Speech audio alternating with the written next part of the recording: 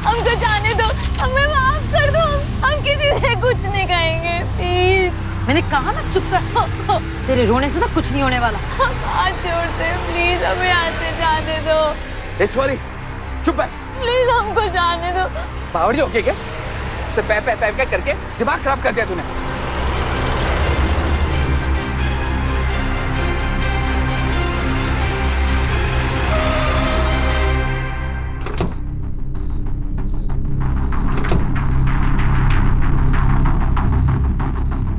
Please हमको छोड़ दो, कहाँ लेके जा रहे हो? चुपचाप चल, प्लीज हमको जाने दो। बहुत तकलीफ में जी रही थी ना तू, अब तुझे कोई शिकायत नहीं होगी। छोड़ दो, हमको जाने दो, जाने दो हमें। निशा, ये सही जगह है, यही खड्डा खोदते और यही इसका काम तमाम कर। हम तुम लोग आगे हाथ जोड़ते, हाथ जोड़ते, हमें जाने दो, हमें जाने दो, हम कुछ नहीं करेंगे, हमें छोड़ दो। अरे बंद करना मुझका, जाने दो।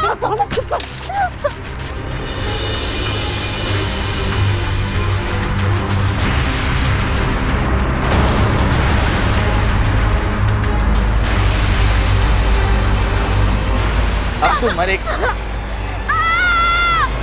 दुनिया में हर अपराध का प्रायश्चित है, लेकिन विश्वासघात का नहीं, क्योंकि विश्वासघात, छल, धोखा ये वो अपराध हैं जो हमें सिर्फ बाहरी रूप से ही नहीं, अंदर से भी तोड़ देते हैं, हमारी आत्मा पर वार करते हैं। हमारी आज की कहानी भी इसी अपराध पर आधारित है।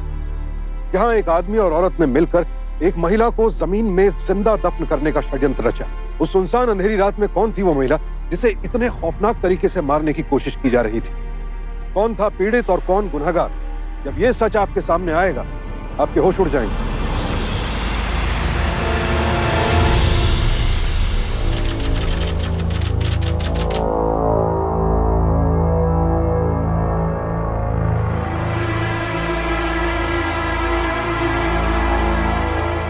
ये लीजिए आपकी चल। पंचाम, आपको रूम दिखा दो। जी।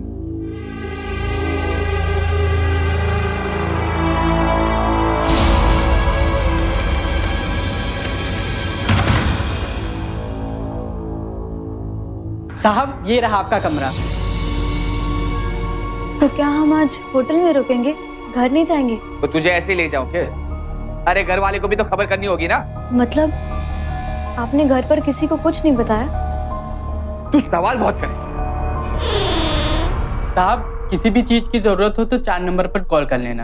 मुझे किसी चीज की जरूरत ना है, तू दफा होना यहाँ से।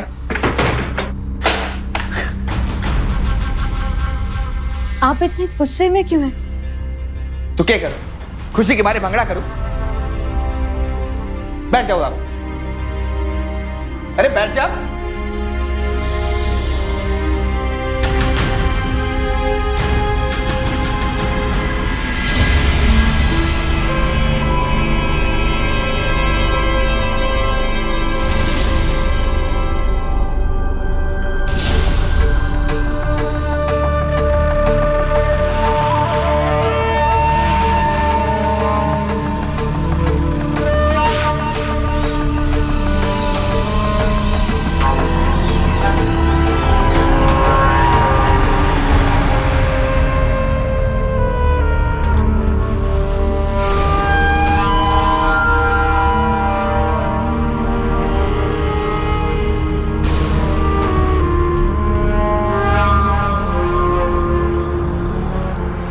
नहीं, प्लीज हमें छोड़िए। अरे नाटक ना कर, प्लीज छोड़िए तेरा।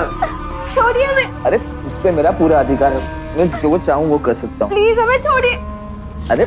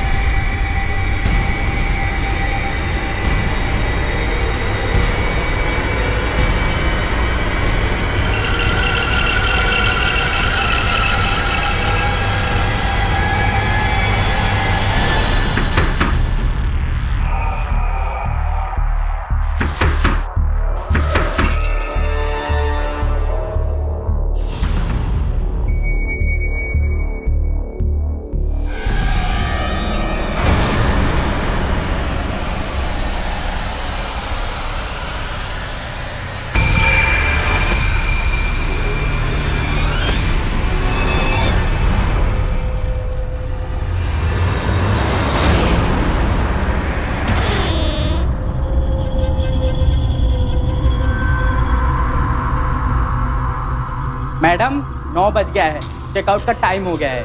हमारे पति किसी काम से बाहर गए हैं, वो जैसे ही आएंगे हम कमरा खाली कर देंगे।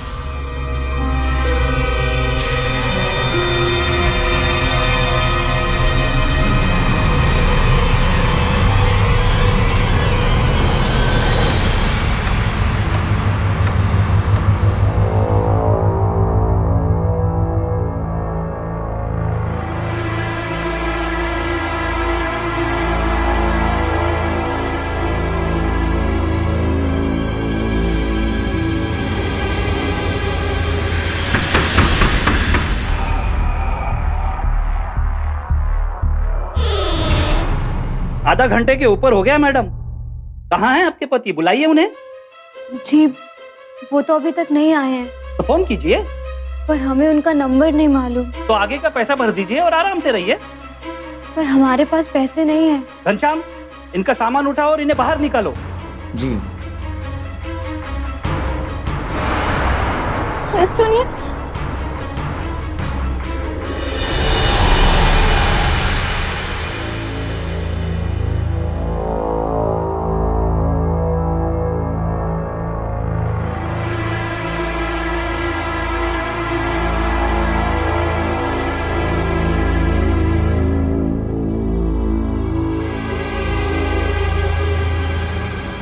देखिए बस हमें थोड़ी देर और यहाँ रहने दीजिए, बस थोड़ी देर। ये होटल है, कोई धर्मशाला नहीं।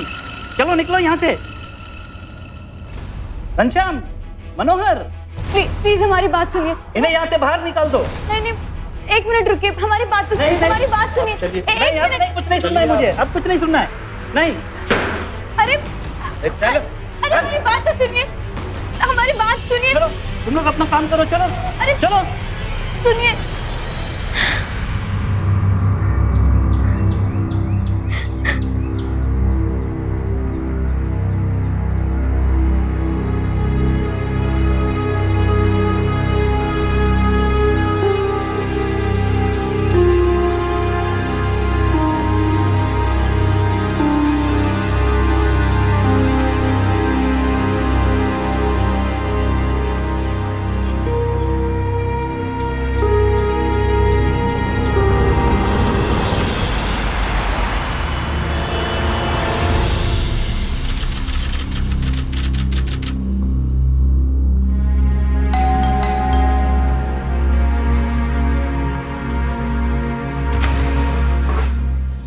शर्मिला, तुम यहाँ? माँ, वो हमें कल रात को होटल में छोड़कर चले गए। ठहरो।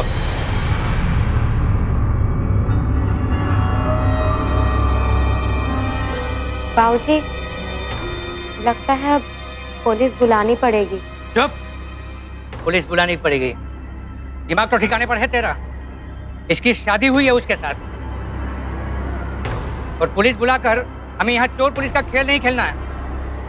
और अगर पुलिस आई तो समाज में बदनामी तो होगी, इसकी भी शादी नहीं हो पाएगी।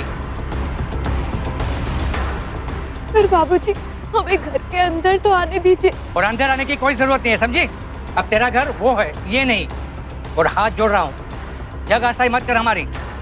जितनी करनी थी कर दी तुमने, अब जाओ यहाँ से। बाबूजी हमारी बात तो सुनिए, हम कहाँ जाएंगे? और कहाँ? अपने पति के घर। एक बात सुनो, बेटी माँ बाप के घर पैदा जरूर होती है, लेकिन उसकी अर्थी उसके पति के घर यानी उसके ससुराल से निकलती है। जाओ यहाँ से।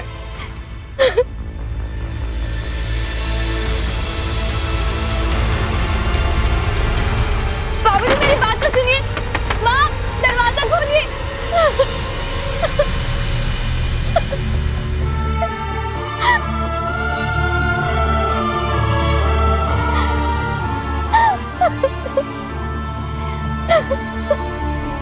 शर्मिला के साथ जो हुआ उसकी उसने कभी सपने में भी कल्पना नहीं की होगी। यह विवाह महज एक खिलवाड़ था या फिर समाज का वो आडंबर जहां अपनी झूठी इज्जत के लिए एक पिता अपनी ही बेटी की बलि चढ़ा रहा था। पिता तो बच्चों का रक्षक होता है, तो फिर कैसे यह पिता अपने ही हाथों अपनी बेटी को एक भक्षक को सौंप रहा था? यहां सवाल यह भी उठता है कि आखिर शर्मिला के पति ने उससे विवाह किया क्यों और फिर उसे यूं दोराहे पर छोड़कर क्यों चला गया? क्या गलती थी शर्मिला की? ये हमारे समाज का दुर्भाग्य है, जहां झूठी मान मर्यादा, दिखावटी संस्कार और आदर्श की वजह से जाने कितनी जिंदगियां तबाह होती हैं। आज लाचार और बेबस शर्मिला दर दर की ठोकरें खाने को मजबूर थी। क्यों?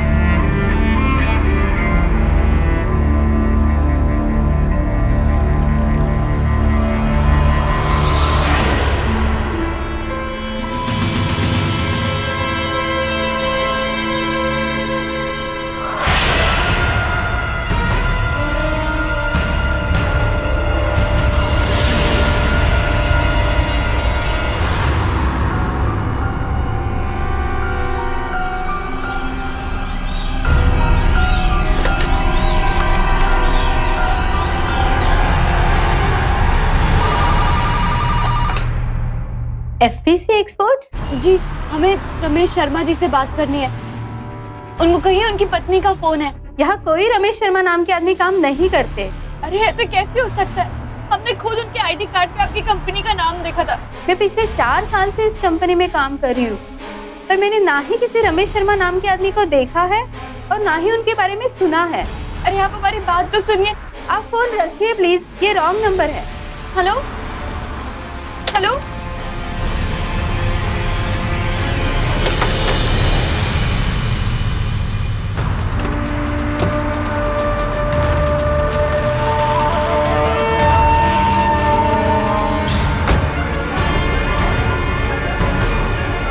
भैया उस कार का पीछा करो, हम बहुत मुसीबत में।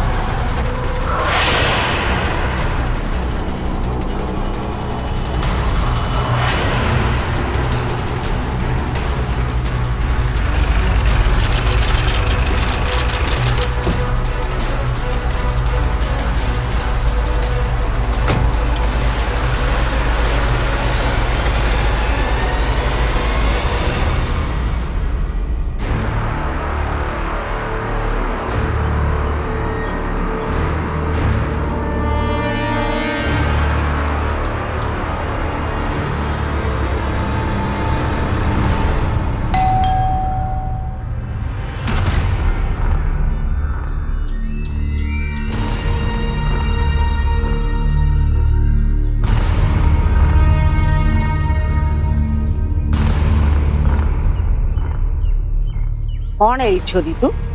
जी हमारा नाम शर्मिला है, हमें वो रमेश जी से मिलना है। रमेश? छोरी लगता है तू गलत घर पे आ गई है। चल निकल यहाँ से, चल चल। गलत पता? जी सुनिए सुनिए, हम बिल्कुल सही पते पर आए हैं। अरे मैं अच्छी तरह जानू हूँ तुम जैसी चंदा मांगने वाली औरतों को, समझ गई? बड़ी आई, सही पते पे आई है। चल निकल निकल यहाँ से, चल निकल, जल्दी निकल चल। अम्मा, शर्मिला तुम? इनको बताइए ना कि वो कौन है। हरीश? कौन है ये छोरी? हरीश? हाँ, हरीश तो नाम है हमारा।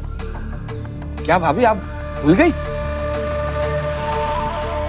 अम्मा आप अंदर आओ, मैं आपसे 2 मिनट बात करूं। लेकिन छोरी कौन?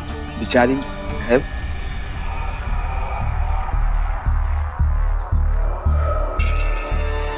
तुम आओ। आपने हमसे अपना गलत नाम बताया ना। तुम चलो, मैं सब बताता हूँ। चलो।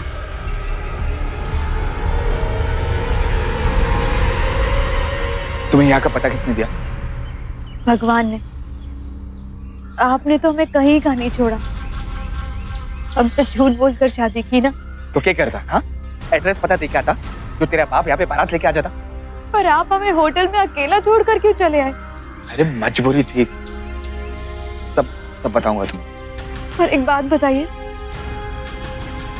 आपने अपने घर वालों को हमारी शादी के बारे में बताया है ना? अरे पागल हो गई क्या? ज्यादा से बेदखल करवाओगी? अच्छा सुनो, अम्मा के सामने वही के ना जो जो मैं कह रहा हूँ, हाँ, कि तुम मेरे दोस्त की बीवी हो। मैं जो कह रहा हूँ सुनो ना, तुम मेरे दोस्त की बीवी हो और तुम्हारा अय्याश पति तुम्हें छोड़ के चला गया, समझी?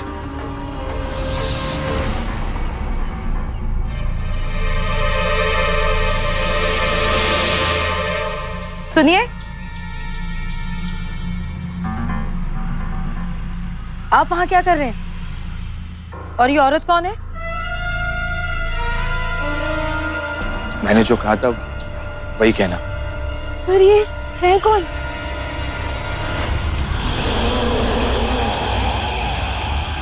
मेरी बीवी। हाँ, सब बताता हूँ।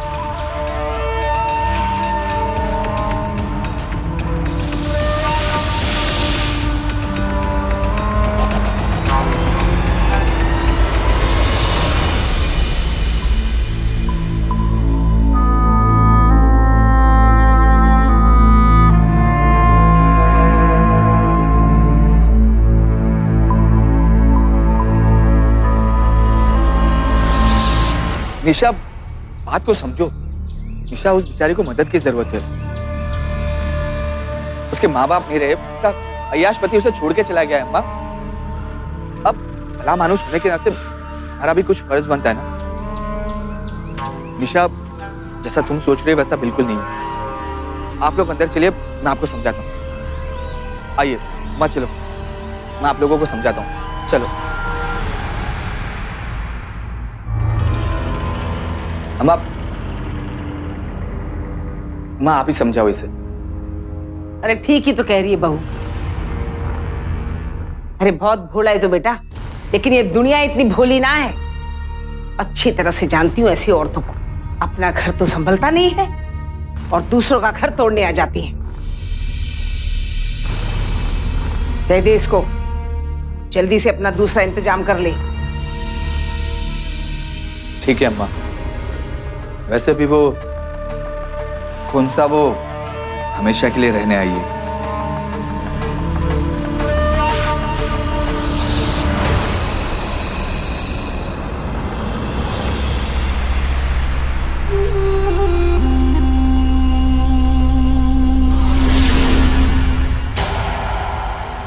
हाँ हाँ, अरे मैं आ जाऊंगा। हाँ, लेकिन सारे पेपर्स है ना रेडी करवा देना। और वो जो एक्चुअली मुझे ऑफिस में थोड़ी लेट हो जाएगा बिकॉज अरे अरे क्या हुआ? क्या बात क्या है? यहाँ क्यों बुलाया मुझे? हमें आपसे बात करनी है। ये कोई जगह है बात करने की? तो कहाँ बात कर रहे हैं हम आपसे? इस घर में कोई जगह है हमारे लिए?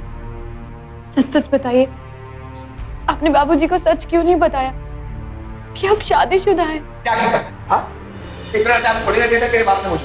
सर पे तलवार लेके खड़ा हो गया था और सच बोलता तो जेल जाता।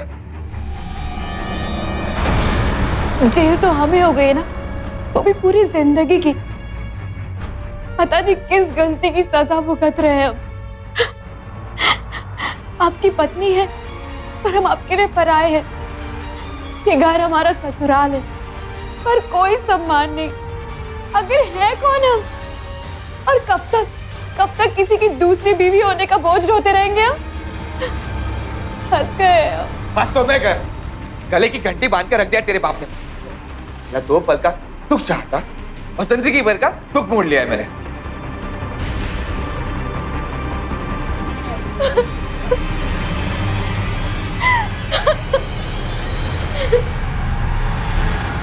रोना बंद कर। जी तेरी आवाज पसंद नहीं है, अब यही तेरी नियत है, समझी?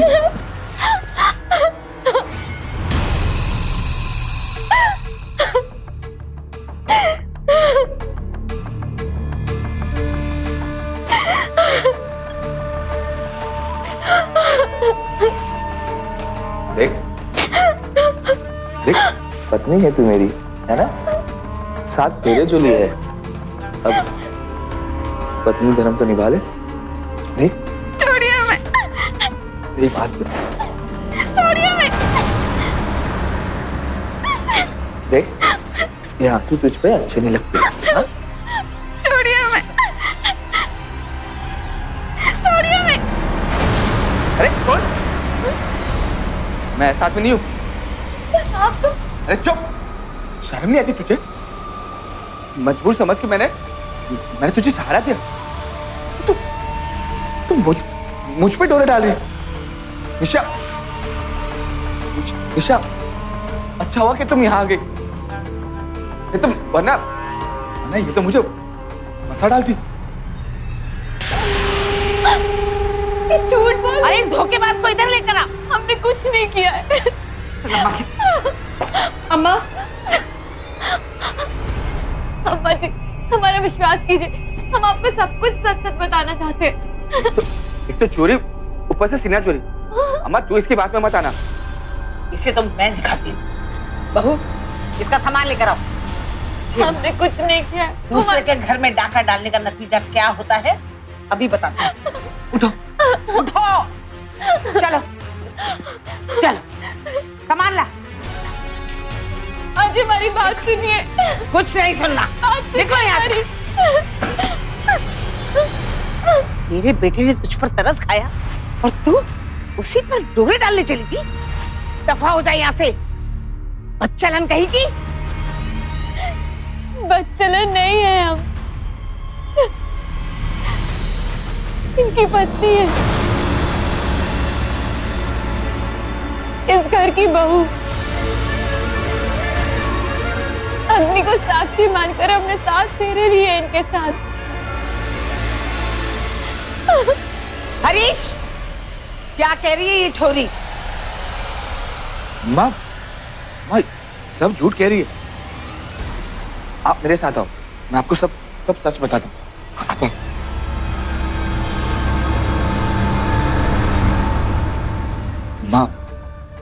माँ, ये झूठ बोले से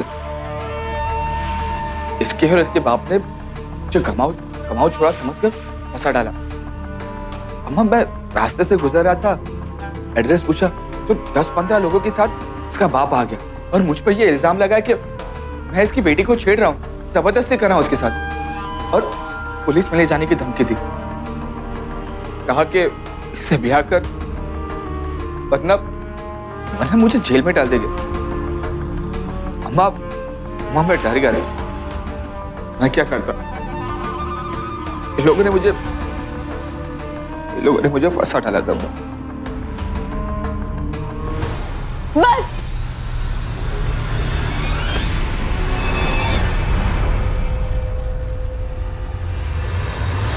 झूठ बोले ये। पहले इन्होंने हमारे साथ जबरदस्ती की और बाद में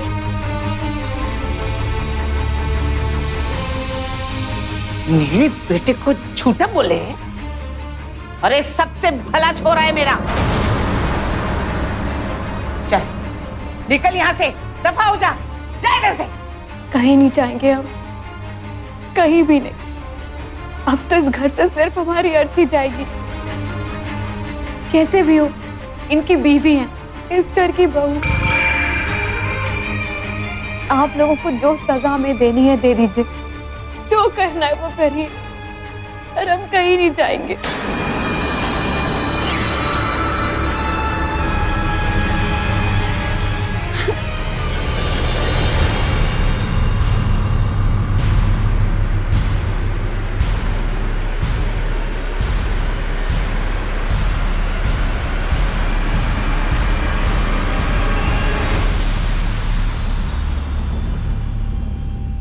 राज खुल चुका था, लेकिन हरीश ने बड़ी सफाई से अपनी पहली पत्नी और मां को भरोसे में लिया और ऐसी चाल चली कि शर्मिला का सच किसी काम ना आया। शर्मिला को इस घर में स्वीकार तो कर लिया गया, लेकिन बतौर मालकिन नहीं, बल्कि एक नौकरानी की हैसियत से।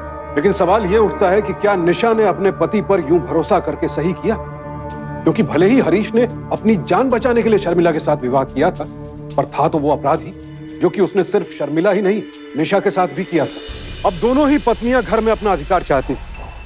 जहां शर्मिला की मजबूरी थी कि उसके पास सर छिपाने को छत ही नहीं थी, वहीं निशा समाज में अपना पत्नी का दर्जा नहीं खोना चाहती थी। लिहाजा वो चुपचाप अपना दाम्पत्य जीवन बचाने में लगी हुई थी। हमारे देश के कानून में हिंदू विवाह अधिनियम के तहत एक साथ 2 पत्नियां रखना गैर कानूनी है।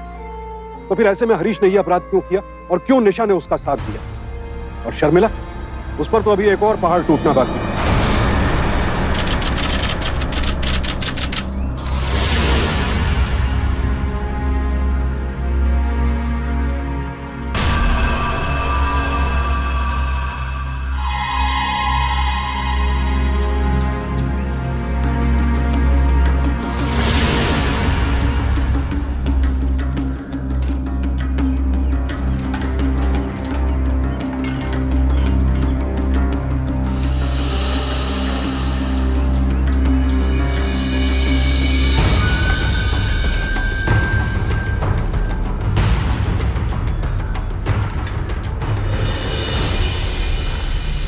कपड़े और बर्तन के बाद वहां गेहूं पड़े हैं, वो पीस देना।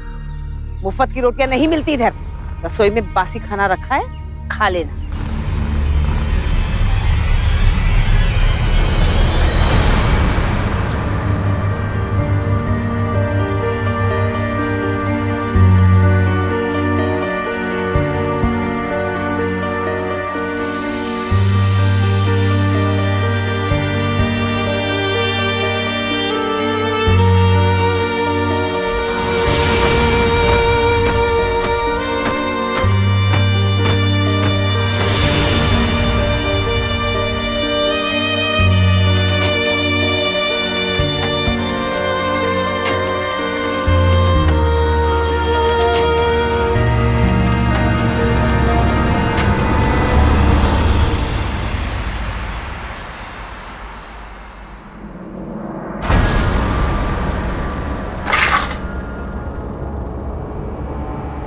दिन भर खाना ही ठूसती रहेगी तो घर का बाकी का काम कौन करेगा?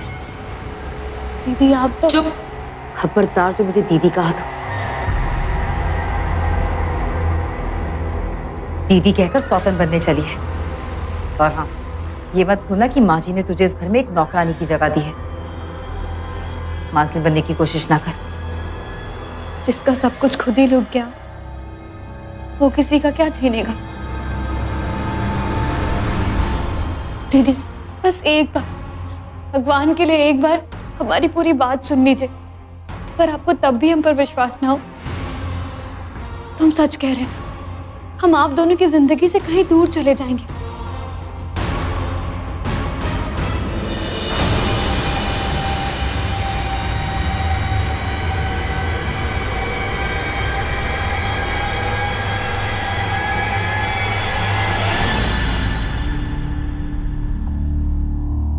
उस दिन बस की हड़ताल थी और हमें रिक्शा भी नहीं मिल रहा था।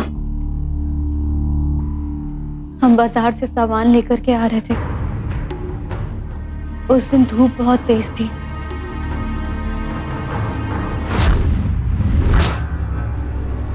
उस दिन गर्मी बहुत ज्यादा थी और हम पैदल चल चल के काफी थक गए थे और हमें बहुत जोर से प्यास लगी थी। तभी एक गाड़ी हमारे सामने आके रुकी। सुनिए, आपको कोई छोड़ दूं? नहीं नहीं, इसकी कोई जरूरत नहीं है, हम चले जाएंगे। अरे कमाल है, पढ़ाई का जमाना ही नहीं रहा।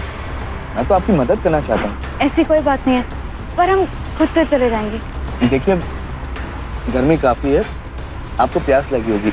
एक मिनट, ये लीजिए, पानी है, पी लीजिए। किसी अजनबी से मदद लेना हमें ठीक नहीं लगा, और जब हमने इनको गौर से देखा तो हमें काफी शरीफ लगे, इसलिए हमने उनका दिया हुआ पानी पी लिया। और पानी पीते ही हमें चक्कर आने लगा। उसके बाद कब हम कार में बैठे हमें कुछ नहीं पता चला।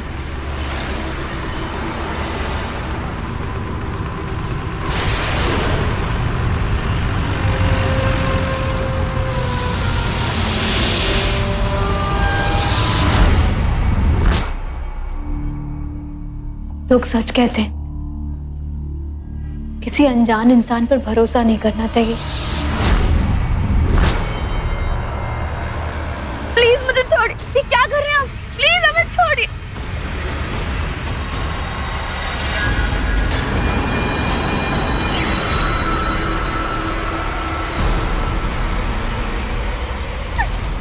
छोड़िए हमें। अरे छोड़ दूंगा, लेकिन पहले गाड़ी का भाड़ा तो वसूल कर लूं।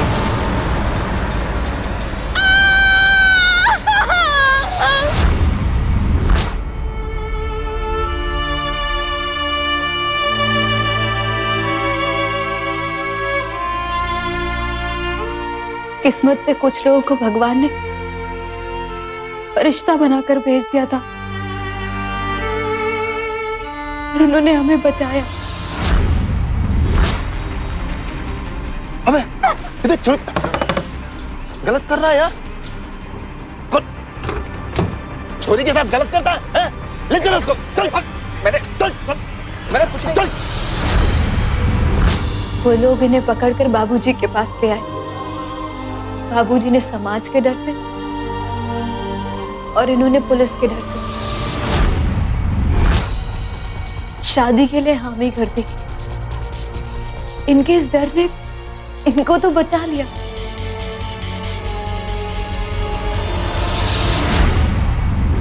पर सूली चढ़ गया, हमारी पूरी जिंदगी बर्बाद कर दी। ये शादी नहीं, एक समझौता था जिसकी कीमत हम आज तक भुगत रहे हैं। अब आप बताइए हमारी गलती क्या है? सिर्फ ये कि हम एक औरत है जिसकी जिंदगी के सारे अहम फैसले करने का अधिकार एक मर्द को है। पर अब नहीं, हम अपनी आवाज उठाएंगे।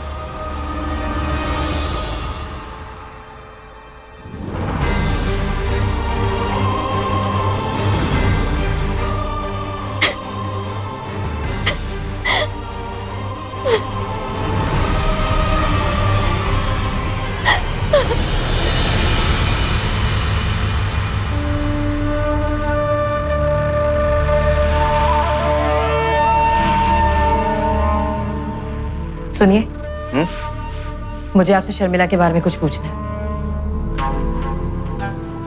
अच्छा, तो सारी झूठी कहानी बता दी उसने ना? हाँ, उसने मुझे बताया कि आपने उसके साथ कि मैंने उसके साथ जबरदस्ती की, अपनी जान बचाने के लिए उससे जबरन शादी की, यही सब ना? पर आपको ये सब कैसे पता? अरे सारी राम कहानी जानू मैं उसकी। तुम्हें क्या लगता है मैं राक्षस हूँ? लेकिन उसने अरे क्या, मैंने उसके साथ बुरा किया, सब कुछ गलत किया मैंने उसके साथ, यही कहना चाहती हो ना तुम? तो फिर आप ही बताइए सच क्या है? वो कहानी जो मैं अभी वहां सुनकर आ रही हूँ या वो जो आप सुना रहे हैं?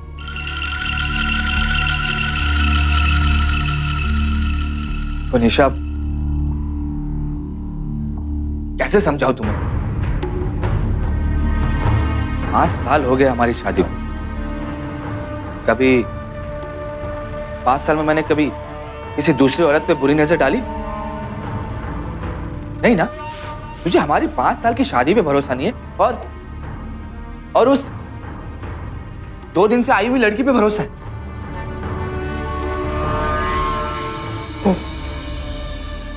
निशा, निशा, कितना प्यार करूं मैं तुझे, कितना चाहूं तुझे दिखाई नहीं देता? बस शर्मिला जो... अरे शर्मिला जैसी लड़की हो तो दूसरे का घर तोड़ के अपना बटवा भरना चाहती, उस पर भरोसा मत कर।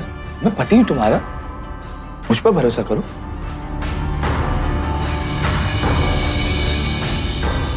निशा, तुझे ठीक है, तुम्हें मुझ पे भरोसा नहीं है, अपने पति पे।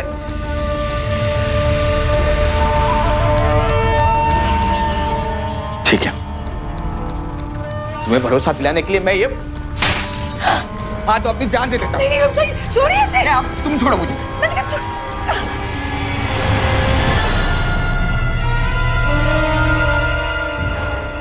मुझे भरोसा है आप पे, मुझे माफ कर दीजिए। निशा, जिंदगी में शादी एक बार हो गए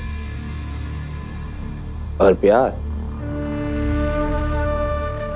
भी एक ही बार हो गए,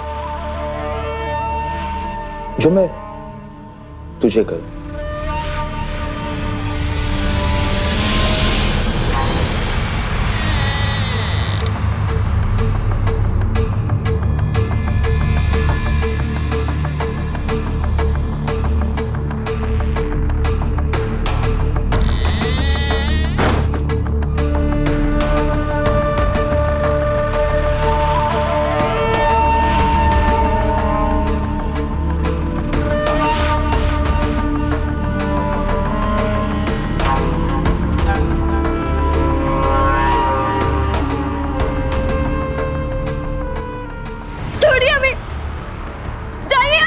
चुप।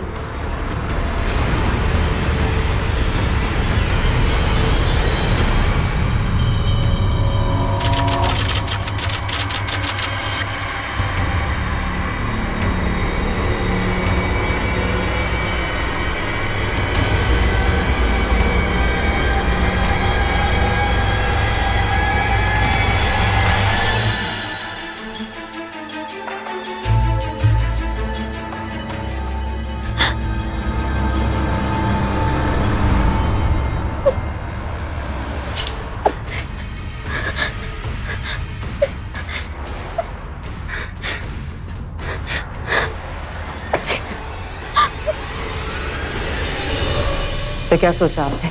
इस झूठी औरत को इस घर से रफा दफा कैसे करेंगे? कुछ सोचता हूँ। सोचने का वक्त नहीं है, जो करना है जल्दी करो। हम पुलिस में जाके सब कुछ सच सच बता देंगे इनके बारे में। पुलिस स्टेशन जाएगी तू? मेरे बेटे को जेल भेजेगी? हाँ? निशा दीदी, कम से कम आप हमारी मदद कीजिए। तुझे क्या लगा मेरी बातों में आकर मैं अपनी जिंदगी खराब कर लूंगी? अगर गलती से मेरे पति ने ऐसा कुछ किया भी है तब भी मैं उन्हीं का साथ दूं, तेरा नहीं। अम्मा, अब इसका क्या करें? इसको ऐसी सजा दो कि दोबारा लौट कर ना आ सके।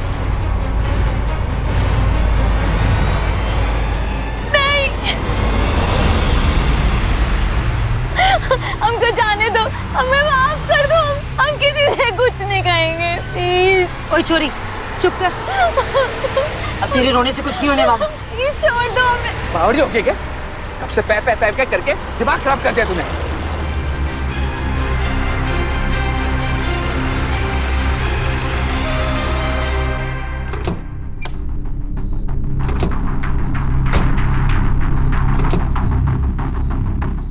प्लीज हमको छोड़ दो। कहाँ लेके जा रहे हो? चुपचाप चल, बहुत तकलीफ में जी रही थी ना तू। अब तुझे कोई शिकायत नहीं होगी। छोड़ दो, हमको जाने दो। बावड़ी चुप कर ना। कहाँ लेके जा रहे हो? छोड़ दो, जाने दो हमें। निशा, ये सही जगह है। यही खड्डा खोदते और यही इसका काम तमाम करते हैं। हम तो नब्ता के हाथ जोड़ते। हाथ जोड़ते, हमें जाने दो, हमें जाने दो। हम कुछ नहीं करेंगे, हमें छोड़ दो। अरे बंद करना मुंह का। जाने दो।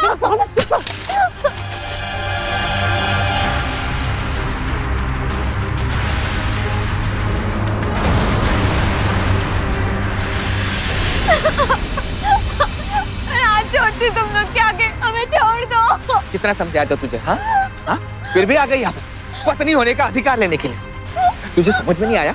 अरे मजबूरी में शादी की थी मैंने तेरे साथ। उस दिन सड़क पर देख लिया तो मेरी नीयत पलट गई। लेकिन मुझे क्या पता 2 पल के मजे के लिए मुझे इतनी बड़ी सजा मिलेगी। तेरे वजह से मुझे मेरी अम्मा और मेरी बीवी को भी धोखा देना पड़ा। क्या कर, अब तू मरेगी।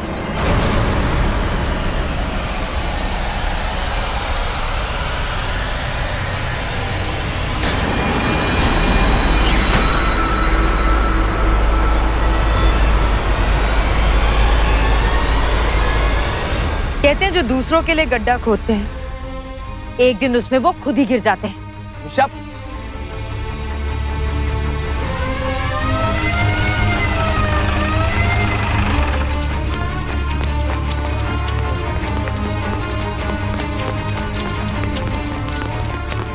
निकालिए इसे बाहर। निशा, तुमने मुझे धोखा दिया। हाँ, ये सब हमने किया क्योंकि हम भी एक औरत है और तुम तो किसी के भी सगे नहीं हो सकते। शर्मिला की कहानी सुनने के बाद हमें आपसे नफरत सी हो गई थी। ठीक उसी समय पे हमने तुम्हें फंसाने का प्लान किया।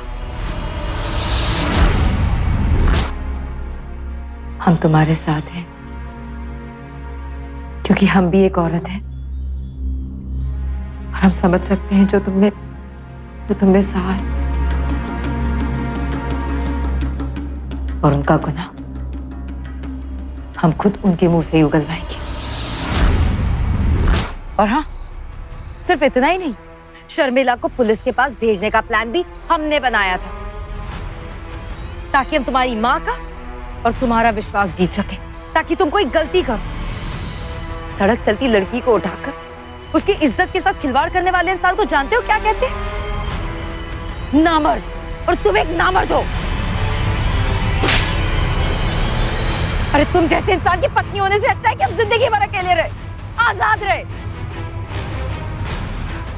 दरोगा साहब, ले जाइए इसे यहाँ से और इसे कड़ी से कड़ी सजा दिलवाई। गवाही मैं दूंगी।